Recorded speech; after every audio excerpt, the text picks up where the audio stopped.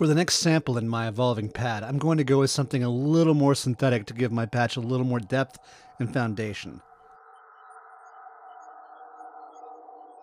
For this sample, I'll go with the Synthetic Instruments subdirectory and choose the Logan string melody at the key of C3. A nice middle range sample that can be spread far over many keys. As I insert the Iris string melody audio file, Iris deems it in a key of C4. Even though it's not right, it sounds good, so we'll leave it as is. Now for a little drawing. I'll use a middle-sized paintbrush again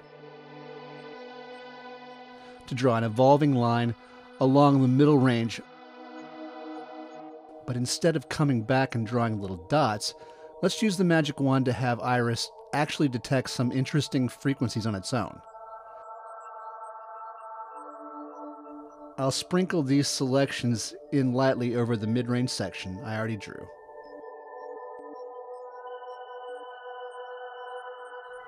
One thing I like about using the magic wand is it actually highlights frequencies as they exist within the audio file.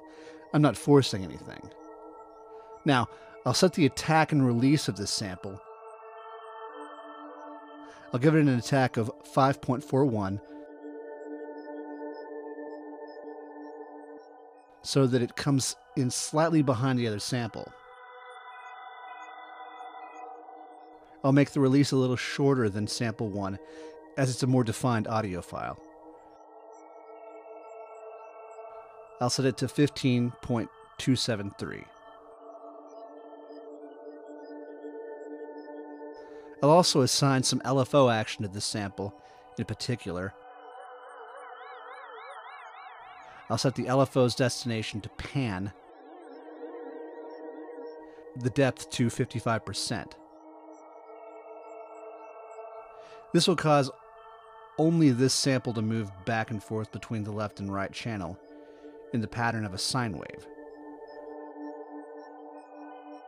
To keep things slightly syncopated, I'll set the LFO sync on so that it ties in with the host clock tempo. I'll set the tempo to a dotted half note. This will make the panning relatively slow and really play with the listener's head, if you know what I mean.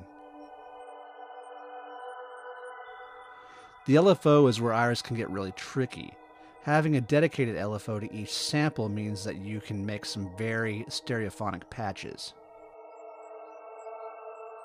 Okay, in the next tutorial, let's add in another sample and take a look at Iris's reverb.